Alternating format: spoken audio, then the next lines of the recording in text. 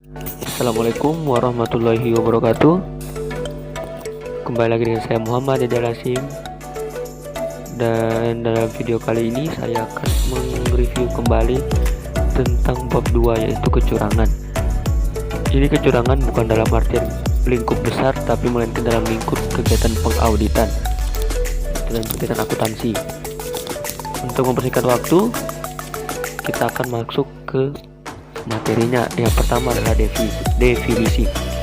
Definisi kecurangan. Kecurangan itu merupakan suatu perbuatan yang bertentangan dengan kebenaran yang dibuat dengan sengaja, dengan tujuan untuk memperoleh sesuatu yang bukan merupakan hak berlakunya. Dan menurut The Institute of Internal Auditors, dalam Statement of Internal Auditing Standard nomor 3 Mei 1985 mendefinisikan bahwa kecurangan sebagai desain untuk memberi manfaat kepada organisasi, umumnya menghasilkan manfaat tersebut dengan mengeksploitasi suatu keuntungan yang tidak wajar atau tidak jujur yang mungkin dapat menipu pihak luar. Setelah itu kita akan membahas tentang unsur-unsur kecurangan. Apa saja sih unsur-unsurnya itu? Unsur-unsur dalam kecurangan ini ada 7. Yang pertama, harus terdapat penyajian yang keliru. Yang kedua, dari suatu masa lampau atau yang sekarang. Yang ketiga, faktanya material. Yang keempat, dilakukan secara sengaja atau tanpa perhitungan.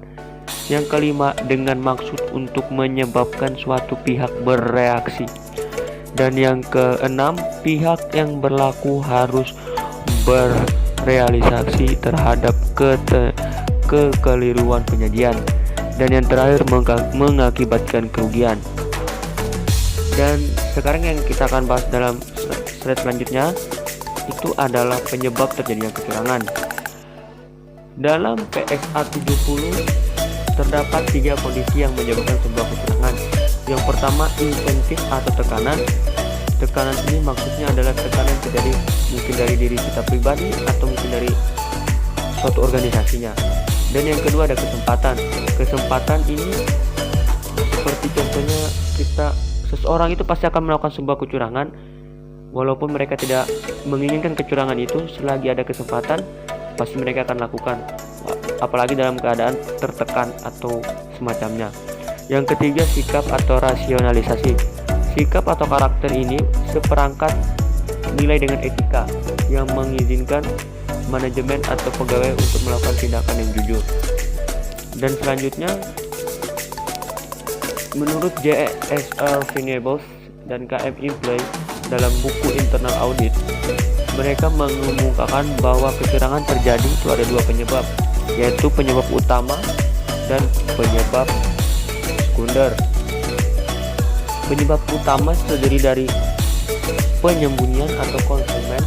Yang kedua, kesempatan atau peluang, opportunity. Yang ketiga, motivasi, motivation. Dan daya tarik, attraction, and keberhasilan, sukses. Sedangkan dari penyebab sekunder itu ada 4. Yang pertama, kurangnya pengendalian. Yang kedua, hubungan antar pemberian pekerjaan yang jelek. Yang ketiga, pembalasan dendam atau revenge. Yang keempat, tantangan atau challenge. Siapakah yang melakukan kecurangan? Nah, kecurangan ini dalam pihak ini sering dilakukan oleh karyawan, sebetulnya seperti lapping. Itu kecurangan yang sering dilakukan oleh karyawan. Setelah dilakukan lapping, mungkin setelah itu mereka akan melakukan markup yang akan dilakukan oleh karyawan juga. Dan itu sudah salah satu unsur kecurangan atau kegiatan kecurangan yang ada dalam perusahaan atau organisasi. Bentuk-bentuk kecurangan. Nah, dalam kecurangan ada kecurangan yang merugikan perusahaan dan ada juga kecurangan yang menguntungkan perusahaan. Kita kasih contoh kecurangan yang merugikan perusahaan. Lapping, pergeseran uang.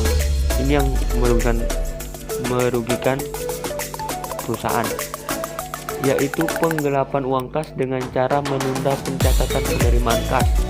Inilah lapping yang sering terjadi atau mungkin sering dilakukan oleh karyawan-karyawan kelas bawah.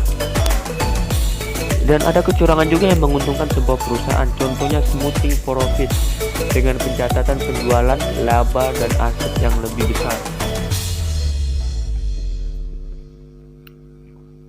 Manajemen fraud. Definisi manajemen fraud ya. Manajemen kecurangan atau merupakan kegiatan dilakukan oleh karyawan menengah ke atas atau lebih dikenal dengan sebutan white collar crime. Tujuan dari white collar crime adalah untuk mencuri jumlah data atau jumlah uang yang besar daripada jumlah yang kecil, dan modus operasinya dengan menggunakan teknologi dan komunikasi. Kecurangan menjadi fraud dapat dibagi menjadi dua, yaitu kecurangan jabatan dan kecurangan deskripsi atau korupsi. Maksud saya korupsi. Alasan melatar belakangi manajemen fraud itu ada tiga. Yang pertama, eksekutif terkadang mengambil langkah yang gegabah, manajemen juga tidak berkompeten, kinerja mungkin mendistribusi. Gejala manajemen fraud: keterlambatan laporan konsisten, manajer yang secara reguler mengerjakan tanggung jawab bawahannya, ketidaktaatan terhadap arahan kebijakan ataupun sebagainya, manajer baru berurusan dalam masalah di luar atau ruang lingkup pusat laba mereka, pembayaran kepada pemasok didukung bukti kopi daripada bukti asli, komisi tidak sebanding dengan kenaikan penjualan. Nah, ini itu adalah gejala manajemen fraud atau gejala manajemen kecurangan. Yang sekarang, employer fraud. Definisi employer fraud itu adalah kecurangan karyawan, biasanya melibatkan karyawan bawahan atau kelas bawah. Kecurangan karyawan biasanya melibatkan perpindahan aset dari pemberi kerja. Contoh kecurangan karyawan itu pencurian dalam bentuk kas dan barang, ya kayak uang kas itu digelapkan, barang diambil sedikit, menaikkan pembayaran perusahaan untuk menutupi item yang dipesan untuk penggunaan pribadi karyawan. Ini yang lebih parah. Gejala dan sinyal kecurangan karyawan, kita bisa mendeteksi itu dari ada 5 macam. Yang pertama, laba yang dilaporkan tidak meningkat sesuai dengan harapan. Yang kedua, penyimpangan dalam barang jadi, bahan baku atau supply. Yang ketiga, peningkatan jumlah biaya operasi yang tidak dapat dijelaskan. Yang keempat, peningkatan yang tidak dapat dijelaskan dalam biaya bahan atau supply. Laporan tanpa nama dari transaksi yang diragukan atau dipertanyakan. Oke. Sekarang kita bahas tentang computer fraud. Computer fraud ini adalah kecurangan yang menggunakan media komputer. Ada beberapa cara untuk melakukan kecurangan dalam hal ini: menyalahgunakan komputer atau mencuri sumber daya komputer, memanipulasi data masukan yang ada dalam komputer, mengubah atau menyalin catatan besar data, mengubah perangkat lunak atau menggunakan program yang sah dengan program yang tidak sah, menyadap data yang dikirim lewat sistem komunikasi. Jenis-jenis kecurangan dalam lingkup akuntansi: yang pertama, kecurangan korporasi, kecurangan dalam pelaporan keuangan, dan kegagalan audit. Tanda-tanda kecurangan ini berbeda dengan unsur, melainkan tanda-tanda itu kurang lebih ada banyak sekali. Pencatatan yang sengaja dirumitkan, perusahaan dalam keadaan kesulitan, pembatasan yang diberikan bagi auditor, dan sebagainya. Mungkin itu saja yang bisa saya berikan dalam video kali ini. Kurang lebihnya saya mohon maaf. Wabillahi taufiq walhidayah. Wassalamualaikum warahmatullahi wabarakatuh. Assalamualaikum warahmatullahi wabarakatuh. Kembali lagi dengan saya Muhammad Dede Lasim. Dan dalam video kali ini saya akan mereview kembali tentang bab 2, yaitu kecurangan. Ini kecurangan bukan dalam artian lingkup besar, tapi melainkan dalam lingkup kegiatan pengauditan dan kegiatan akuntansi.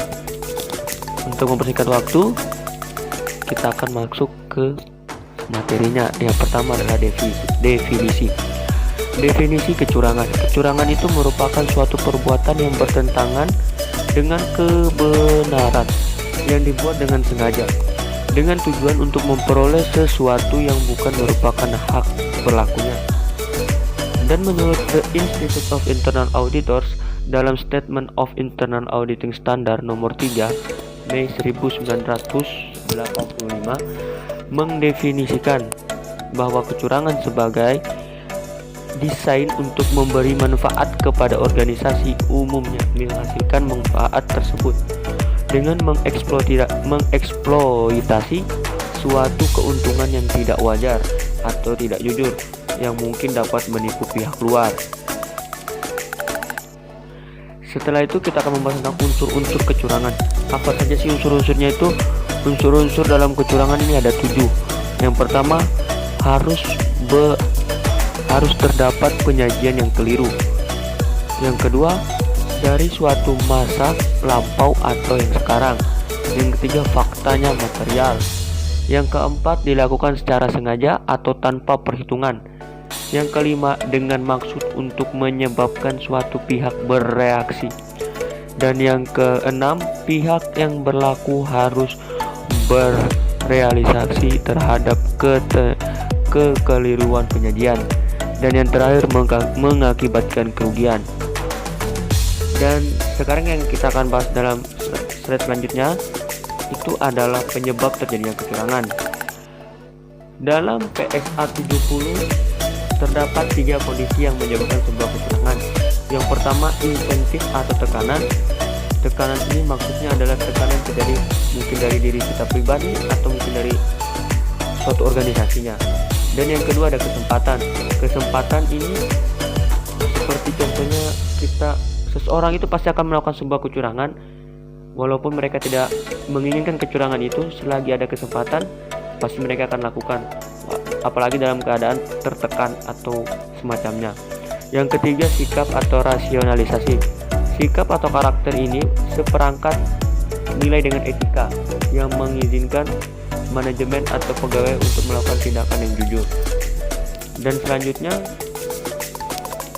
menurut JSL Venables dan KM Implay dalam buku Internal Audit, mereka mengemukakan bahwa kecurangan terjadi itu ada 2 penyebab, yaitu penyebab utama dan penyebab sekunder.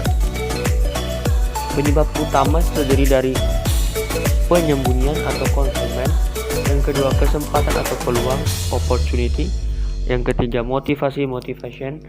Dan daya tarik, attraction, and keberhasilan, sukses. Sedangkan dari penyebab sekunder itu ada 4. Yang pertama, kurangnya pengendalian. Yang kedua, hubungan antar pemberian pekerjaan yang jelek. Yang ketiga, pembalasan dendam atau revenge. Yang keempat, tantangan atau challenge.